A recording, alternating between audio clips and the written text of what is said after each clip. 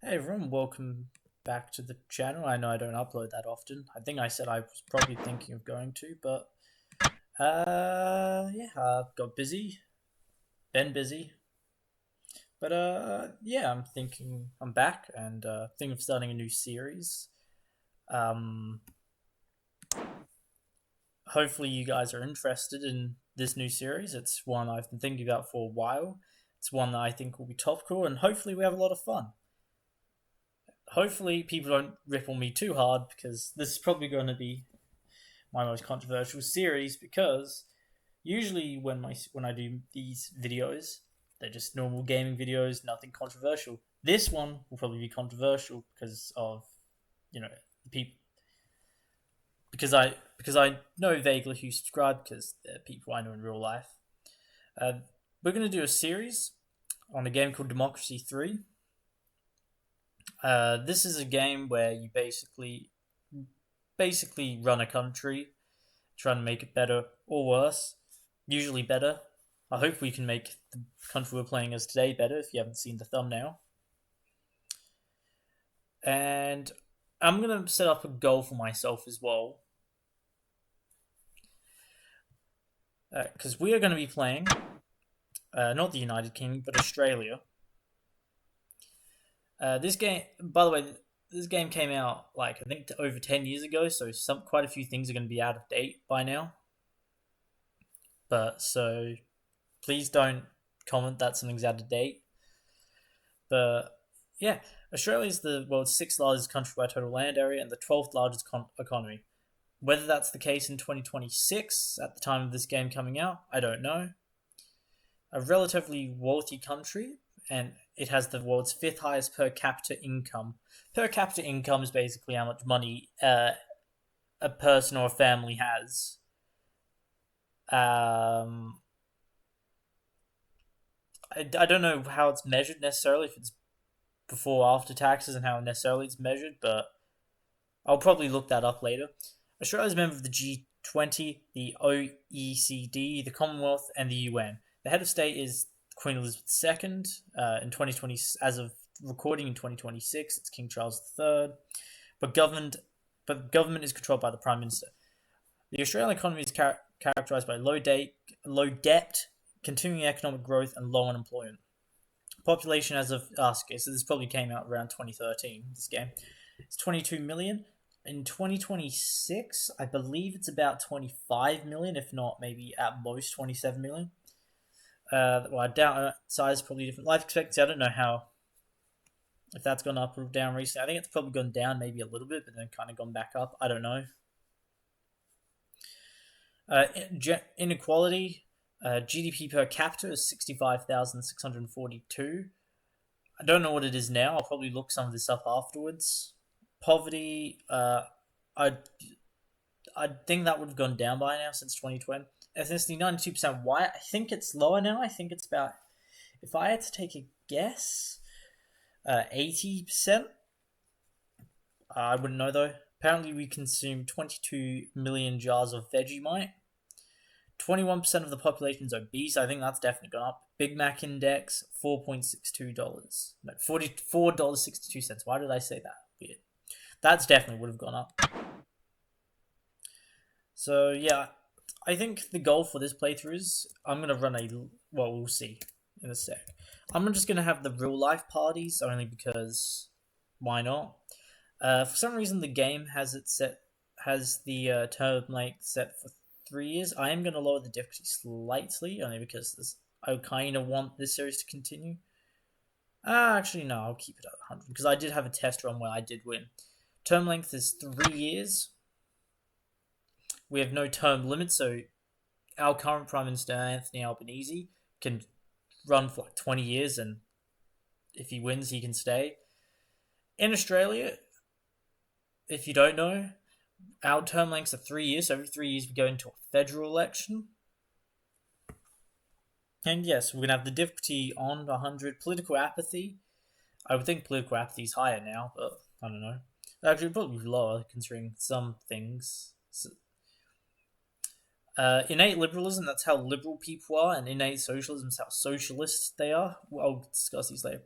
I'm going to play as the Liberal Party versus the Labour Party. Insert joke about how this should actually be Labour versus One Nation, but that's not the point. We do have compulsory voting. I think the only thing we don't have compulsory voting for is referendums.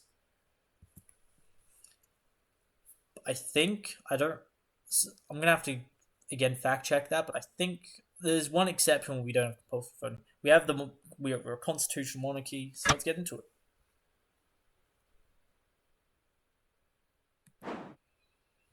Welcome to your new job as Prime Minister. The lives of all 22.2 million citizens are now in your hands. As you imagine, there are a number of situations. We're not going to, but you can read this. So, quarterly report parties. Yeah. No, I haven't actually opened this. So, what do we start off with? These blue events are certain things we need to look at. For the red are problems we need to solve. White policies.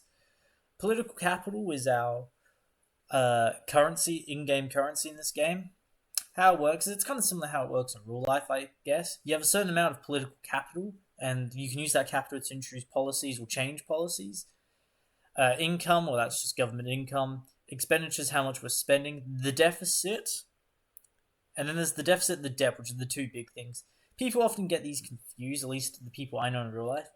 So I'll explain. The deficit is the income minus expenditure. So obviously we're spending more than what we're making. This is only going to get worse in the short term. I'm going to try and fix that. If not, well, I don't know. I guess we're going to end up like Greece.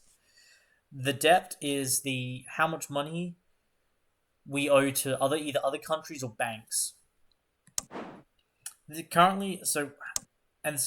So our current expenditure, most of it is state pensions, which I don't think that's true because technically most people live off private pensions because from superannuation, but I suppose in a way they can't really factor that in.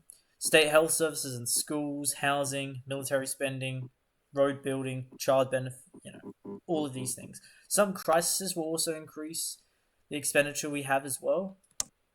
Our income is made mostly from income tax, carbon tax. I don't know how true that is now. I know it's definitely probably from income tax. And then charts, so basically interest rates, the relative GDP, different things will increase, decrease. Our current problems are antisocial behavior. So, I don't know. I live in South Australia, so if you're watching this elsewhere, this won't really make sense. Antisocial behavior is like stuff like, as it says here, vandalism, public nuisance, petty street crime. These are all results of antisocial loutish behavior. I don't know how to pronounce that word. Behavior that has become commonplace in our streets, linked to consumption of alcohol, not helped by the insufficient levels of police on the streets.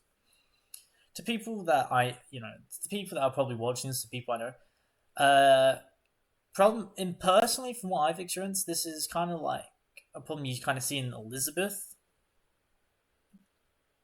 kind of that area, but obviously it happens everywhere. Organized crime, so this is kind of like, think of like the mob and like gangs. Yeah, see, like large organized gangs of serious criminals. I don't think this isn't probably that big of a problem now. Street gangs, like,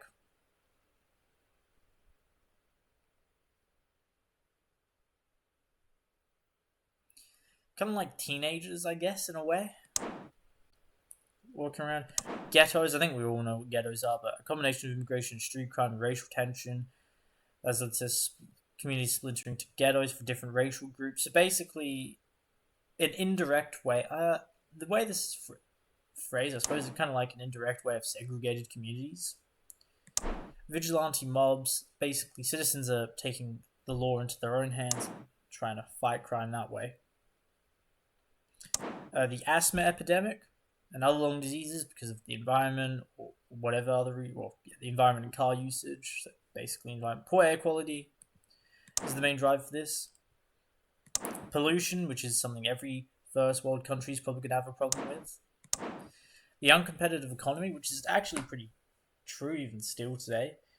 Our workers' lack of relative productivity and competitiveness is causing our exports to fall and flooding a country with cheap imports made overseas with lower wages, harder working, and more technologically savvy employees. It's had a negative effect on our economy as our companies cannot compete. Basically, our companies cannot compete with the rest of the world for whatever reason. There's a variety of reasons. Whether that just be due to the fact our businesses aren't allowed to be competitive or whatever. And homelessness. A lot of citizens don't have homes. And these groups in the middle are voter blocks. So you have the socialists, the capitalists, the retirees, motorists, patriots, commuters, liberals, religious, and so on and so forth. I think most of these are pretty obvious, but if someone doesn't, socialists, these are like your groups that the definition's up here for those that want to read it. Retire, that's basically old people. Motorists are basically your people that like to be speed demons and going meow down the street. And where are they? They're here. Self-employed, well, people that are self-employed, that's pretty obvious. Where is it? Commuters. Commuters are the people that drive to work each day, either by car or whatever. And state employees are employees that are done by the state. In my test runs, we're going to have a series of, we're going to be able to solve a lot of these problems, but we're also going to be able to get quite a few new problems as well. The direction I want to take this is a liberal capitalist, maybe conservative capitalist, depending on how things go, state. But the problem with that is Australia is a very socialistic country. I mean, the game says socialistic. I argue it's not, based on the definition provided here, but in a way, if you want, yes, I suppose. And liberals who believe in personal freedom, but also strong supporters of human rights. In a weird way, this is kind of a generalized definition of liberals that kind of incorporates both left-wing and right-wing liberals. Right-wing liberals are the personal freedom, liberty kinds. Left-wing liberals are more like the basic human rights. So how do we want to go around solving these first few issues? By the way, I'm going to be stopping it. Each turn takes 3 months, so we'll do 3 turns a year. Oh, that's how I'll just break these up. This episode's kind of going to be the longest one, only because there's going to be a lot of explaining to do. Liberal cat. People are probably going to want to know my personal ideology. I'll get to, if people really want to know what that is. I don't know, they could just leave a comment and I'll explain it in the next video. But right now, we're just going to do liberal capitalism. And the first two things we're going to do is we're not going to play this completely realistic to real life, so that's why we're going to have some certain things that seem unrealistic go in. But the first things we're going to have to get rid of is these crime things. The first things we can do is increase funding for police. I know nowadays in 2020, well, not so much, but particularly around 2020, increasing police funding was a very controversial. Police funding nowadays is a controversial thing. I don't really get why it's a controversial thing. I think we need to do. We should always work out. We should always give those that protect the law and support the law whatever they can. And upsides this lowers unemployment because more people are becoming. There's more encouragement to become police. Crime and all types of crime goes down. Conservatives like it because they feel we're being strong in law and order, which is a very conservative-ish policy. State employees are happy because obviously, police are state employees. Membership goes up because obviously state employee income goes up because there's more. Street gangs go down. Basically, this is good all around. What I'm going to do, we're not going to solve the deficit right now. That's going to be a future problem, said every government ever. Armed police. We're going to max this out just for the time being. We might lower this in the future. I mean, it's not very expensive per quarter, which is every 3 months. But we're going to give them all submachine guns. So if you commit crime, if you're committing violent crime, bang, dead. Submachine guns.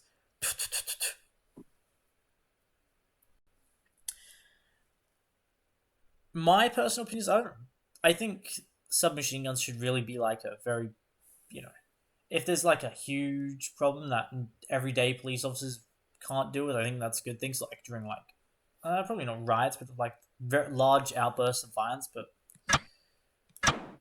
that's, we need, which I mean, as the game would probably suggest, kind of have that, but not really in real life. Tasers we're going to increase the use of because we need to, if we can reduce violent crime, shown here,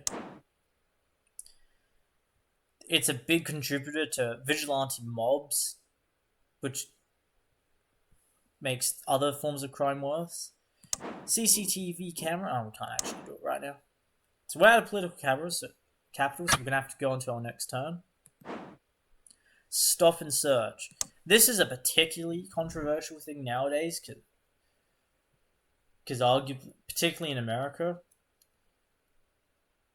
for those that don't know what stop and search is basically if an officer of the law suspects you're doing something wrong, they have the right to, not necessarily without a warrant, or as the game says, not without arresting them. Just stop someone and search them. I don't know what the current rules are in Australia as such, but I'm a favor of stop and search. I think if the police has reason, I think it should be regulated. Obviously, I don't think police should be able to just stop anyone. But I think, generally speaking, I think the police, if they suspect someone's being shady or dodgy, I think they should be allowed to do that. Generally speaking, I'm in favor of it. But to introduce the powers, it would make conservatives happy. It might help make someone else happy. I don't remember though.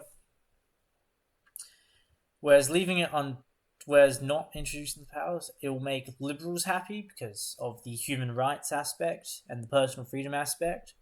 It will make ethnic minorities happy because they believe the police are targeting them unfairly. But for our case,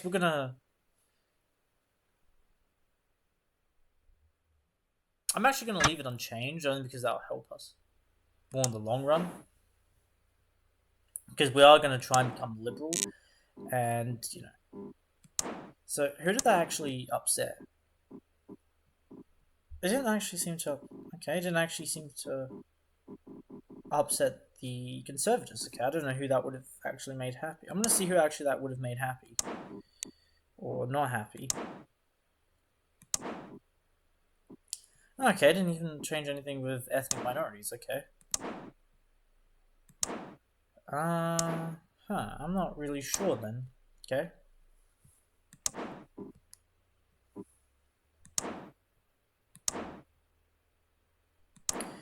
But because we did that, it's probably going to have a small effect. It probably won't change anything, just based on how it was phrased, but, you never know. Prisons... okay, so this is... okay, so this is kind of like overfunding. How much funding versus...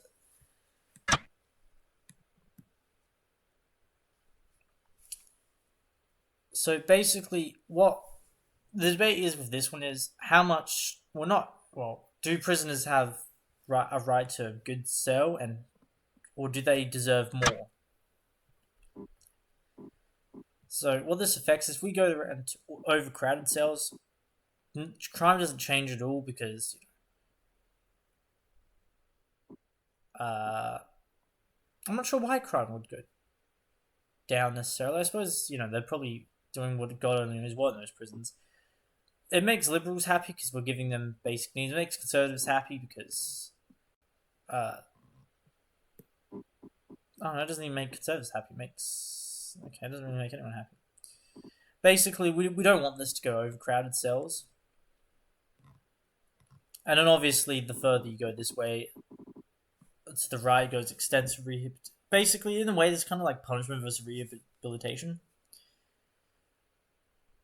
What I personally think of this is, I don't think we should go for extensive rehabilitation. I know the data does suggest that recidivism rates, better known as reoffending rates, go down with rehabilitation.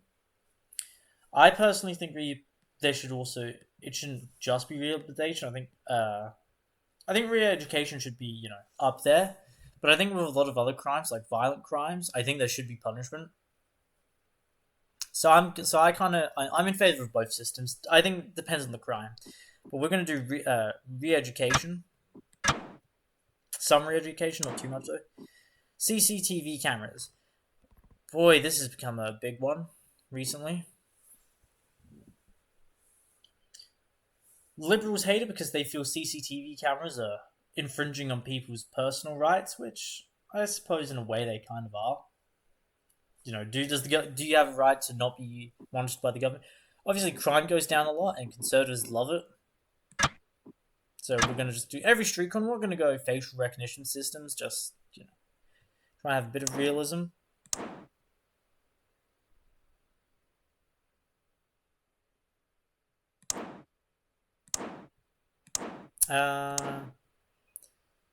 Gambling. We're gonna want to restrict this. I know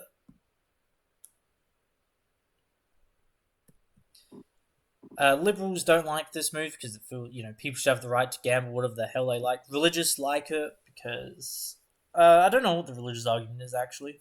GDP goes down because people aren't spending as much money, and money isn't being traded through a good and service.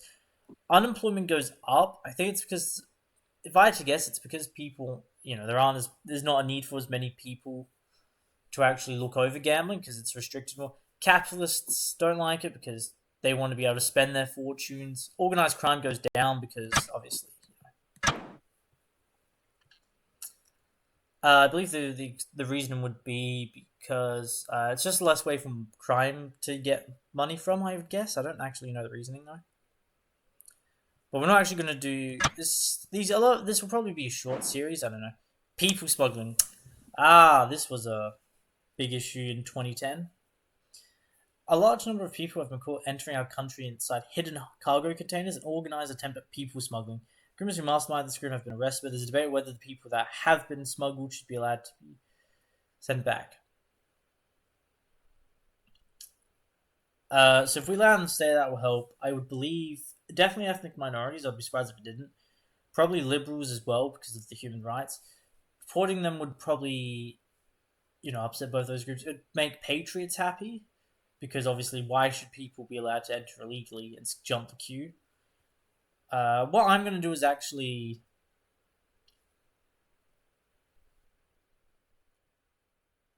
I don't know what to do. I mean, well, the liberals, there is strong evidence these people desperate flee persecution, poverty, or even death in their own country. They're desperate people, as we can see from the lengths they're willing to go in order. It would be inhumane to deport them. Now they are here, or deport them, letting these people stay, send out the entirely wrong signal to people that want to come here illegally. We already have enough problems with illegal economic migrants as it is. Unfortunately, though, as it may be, the only sensible choice is to send them back. The groups we're going to be wanting after, I don't want to offend patriots too much because I do kind of want to court some of them, but at the same time, I don't want to upset liberals. So, my personal opinion is, I think if they've been smuggled in, I think we should deport them. I think no, that isn't so. I think we should deport all asylum seekers, as some people are probably going to want to suggest. No, I think asylum seekers we should let in. As much as I don't like illegal immigration, I think if they come here illegally, I think we should obviously vet asylum seekers, but I think under international law we should do what we can to let people fleeing war come in. Just on a humanitarian perspective, I know it can send the wrong message, but on the other hand, we should also do what we can to strengthen our borders from wherever possible, but while keeping in line with international laws. But I'm going to allow them to stay. Sorry, what was that quote about Albert Einstein? Never mind.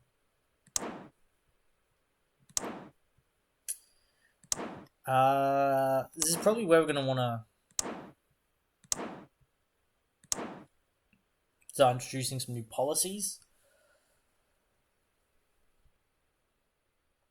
which we are going to be doing here. So policies are split into foreign policy, welfare, economic, tax, public services, law and order, and transport. In my 2 test runs I did like 10 minutes before this video, I've learned we're going to get, unless we do something, we're going to get 2 problems.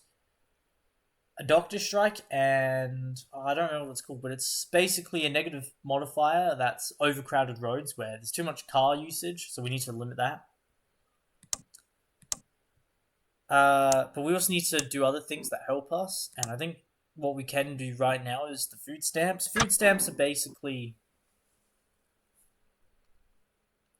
well, we can just read this. Food stamps is a system where the state issues vouchers. So they basically, you get a voucher that can only be used on food. And only healthy food at that as well. So it can't be used for, your KFC or McDonald's. It has to be used for actual healthy food. Like, tomato, pumpkin, apples, bananas, oranges, whatever.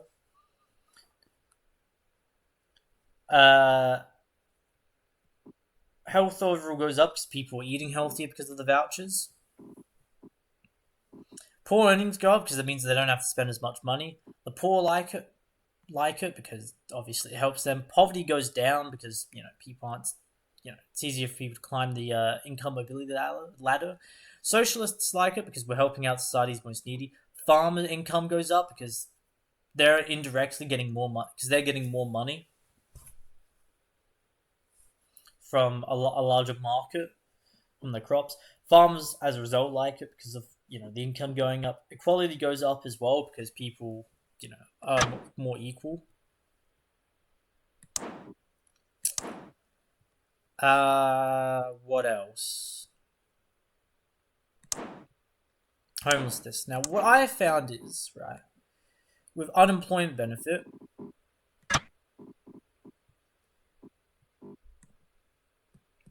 if we lower it, it actually decreases homelessness because obviously people have to get a job, which means it goes up. Actually, no, that's wrong. Okay, never mind. No, we're not going to touch that.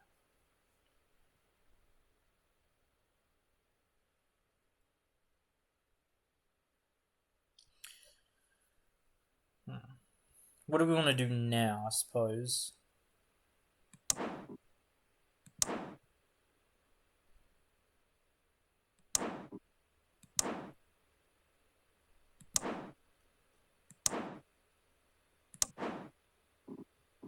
I think what we can do to prevent the doctor strike is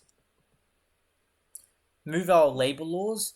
Basically, what this is do we have pro-employer laws or pro-union laws? My personal opinion is I think we should have, generally speaking, a balanced system, but I think it should, generally speaking, favor the employer.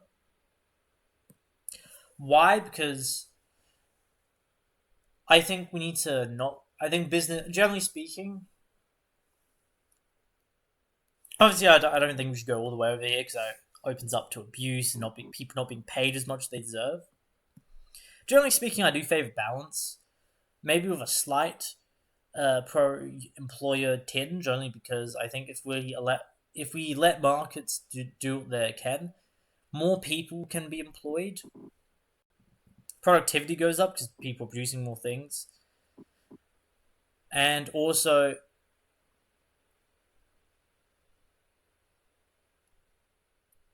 it allows for essential services to not hold up society. For example, policemen, transport, power station. Basically, the things that need to be the case. Yes, wages go down, which is trap bad, but it also reduces socialism membership, which is what we're going to want. And I'll explain why in a sec. The capitalist cycle productivity goes up, the working week goes up, so yeah. This will prevent the doctor strike effectively. Now, here's the other thing. Socialist membership. You might think we want to do a socialist run, and yes, that would be true, but the problem is, how the game calculates is you're either a capitalist or a socialist. There is no social... You're not a social democrat. You're either capitalist or socialist.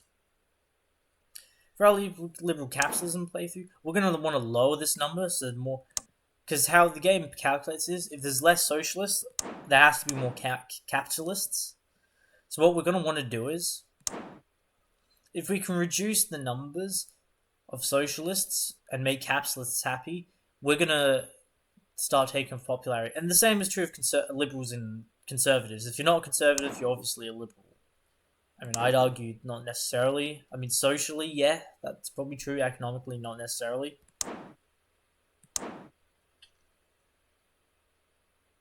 We're going to have one more turn before I end the video, but yeah.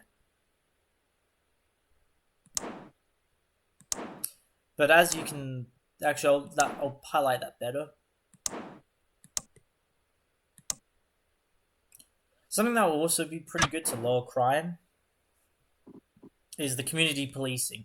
And it's as it says, you get people of communities of local, for example, our capital city, Adelaide. What you do is you try and get people from, I don't know, I'll use Elizabeth again as an example.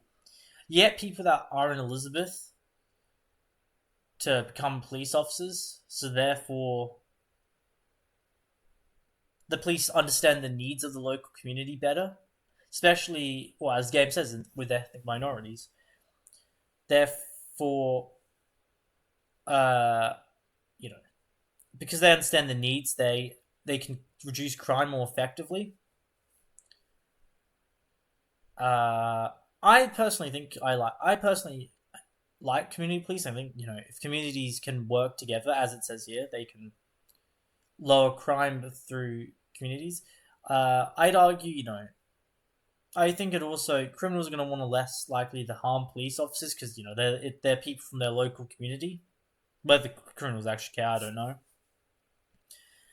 It lowers unemployment because obviously the police are encouraged to employ locally. I think the game says, some people view it as a waste of public money, which should be used on more direct methods to cut crime. I think another upside of community policing is, well, as stated earlier, because they understand the needs of areas, particularly ethnic minorities. I'd argue police racism goes down because they understand the needs of their local communities better. They're not as willing to target specific groups if they are racist. And who this makes happy is the Liberals are happy because obviously, because it reduces the chance of racist police officers, it indirectly increases social cohesion. Crime goes down because obviously there's police officers and people might be less linked to harm their police officers. Violent crime goes down. Racial tension goes down, obviously, because, it's people in their community that are, so therefore they understand the needs better. Liberalism actually goes up as a result. Unemployment goes down, street gangs go down, antisocial behavior goes down, which is good.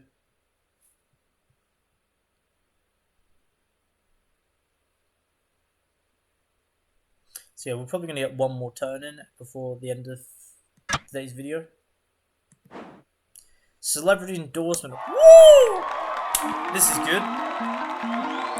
Hugh Jackman has endorsed us. I mean, I know that doesn't look like Hugh Jackman. That noise is getting annoying. Basically, what that will mean is make it easier to win the election. When will people learn? I just spotted this famous quote. When will people learn democracy doesn't work? God damn. So yeah, young people are going to like me more because of the celebrity endorsement. No, I don't want I want capitalists to be happy, and they're probably going to be happy with the labor laws.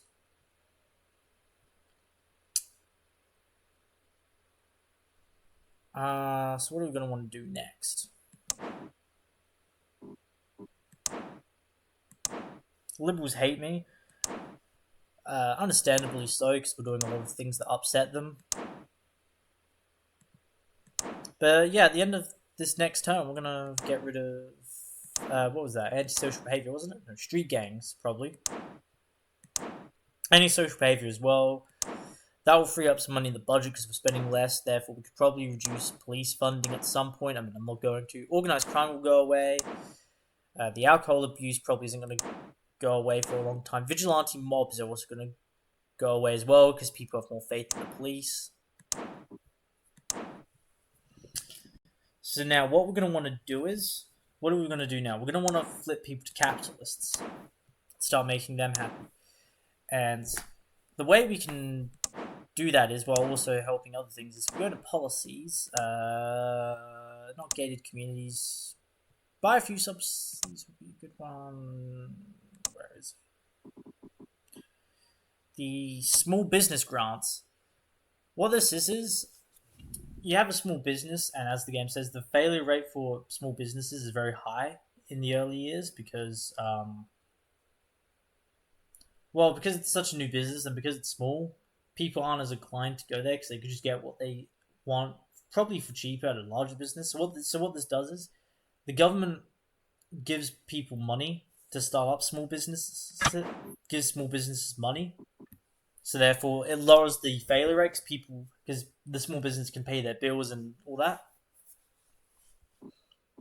So what ends up happening is so we're going to max this out. Yes, it's bad for our deficit, but it's going to be good in the long run, and it'll probably start paying itself off in the long run. Self-employed love it because obviously it means they can stay employed themselves. The GDP goes up because there's more businesses, therefore more trading and money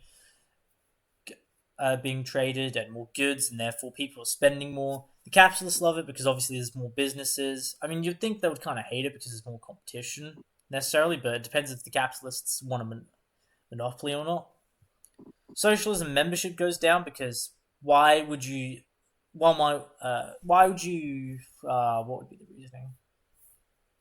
You're less inclined to dislike businesses if you're running a business, and therefore, what would be the reasoning actually? Because I can see a case where some socialists might like it. Basically, you're becoming more capitalistic because you're making more money and you're supporting businesses. Self-employed membership goes up because more people want to start businesses. Income goes up. Trade union membership goes down because obviously, if it's a small business, you're not going to need as many people, I would suppose, and therefore, and presumably because these would be local as well, you're not going to have the risk of these people, so you're going to want to give them consents. Capitalist income goes up, obviously, because small businesses are likely to become capitalists. So what this will start doing is this will start lowering socialist membership, and people are going to become capitalists more. Do we have the thing I'm looking for currently, or have I just missed it?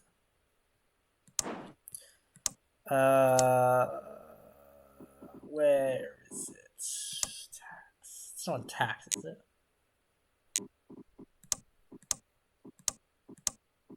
We're also going to want to do the incentivized investment scheme as well. So what this will also do is boost the GDP. What this will do is it basically gives tax breaks to wealthy individuals who invest their money to small startup companies which are based in this country. So what this will do is the scheme encourages investment companies which would eventually grow to stimulate the economy, whilst at the same time giving tax cuts to people who invest in them.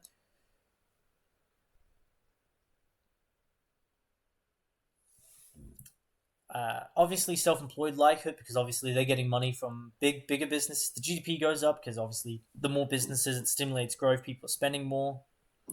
High earnings go up because obviously, if their money being invested successful small businesses, if their money is going to being invested into a small business which then prospers, they start getting their money back and more. Capitalists like it because it helps the free market. It helps free market because of more businesses, which stimulates growth. Socialism membership goes down because obviously, who wants to be a socialist if it's better to be a capitalist, as it is IRL, and things mentioned before. Now, what do I think of these two policies? Generally speaking, I don't like government spending things. I think the free market should, generally speaking, run its own course. But obviously, I think with things like these, I think I can justify it to myself to make an exception. Because obviously, if there's more businesses, because obviously it's not regulating it, businesses, it's actually helping out smaller businesses, which as a result means the market is allowed to correct itself better because there's more businesses, which means there's more, which, well, stimulates growth as the game says it does, which now allows for more markets to prop up and develop, which means there's more competition, which will inevitably mean these schemes are paying themselves off in a way because those businesses that once needed the money now no longer need it because either they're successful enough on their own or they've managed to grow into a large enough company where they're not eligible. So it starts paying itself off. Also, it means there's more competition, which makes the market more competitive, which I would think would actually means the uncompetitive economy goes away because the market's becoming more competitive. The GDP grows up because obviously, the total market value of the goods are going up, of goods and services are going up, which is what it says here. Where is the productivity? Okay, it doesn't actually. I would have thought productivity would have gone up because of those things. I guess not. Because if there's more business, there's more being produced. But I guess I'm wrong. There's not really much else we can do this turn. Obviously, we're starting to go up a little bit, and obviously that will keep increasing when crime goes away, so we're just going to stop. Hopefully, next episode, we will actually decrease this further.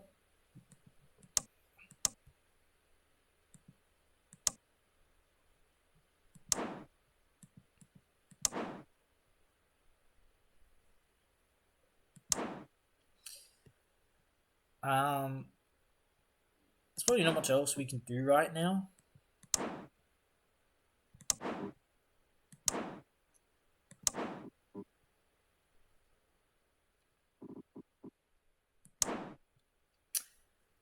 Is there anything we could really do in here? Some of these we will eventually implement as well. The telecommuting initiative. What this is, I'm actually going to go ahead and implement this because this will be really good for just across the board, generally speaking. Telecommuting, basically, you're working from home, basically, and is seen as desirable because it reduces pressure on public roads, and yeah. It also allows a tax incentive companies that support having people work from home as well. What do I think of people work from? I don't really care where people work from. If people are able to work from home, I don't see why they shouldn't. I think people should be allowed to have the option where they go into an office, especially a lot of office jobs. If people are able to work from home, I think I don't see why they shouldn't be allowed to. I know some people oppose it. I don't understand why they would oppose it. I suppose I don't really see a reason. If you're opposed, if you can think of a reason why, or you are just opposed for people working at home, please comment it below. But I can see many reasons for liking it. Commuters like it because it means they don't have to travel as much. They can just work from home, therefore not traveling. Which as a result means there's less of them because, well, there's no need to. If I can just work from home, why I don't need to commute anymore. Car usage goes down because people aren't needing to use their cars as much. Parents like it because it means not only can they stay home, but it also means they can stay home looking after their children more and be with their kids more. Trade unions like it because it gives the worker more power. So yeah, I'm just going to go ahead and implement it. But that's kind of going to do it for this video.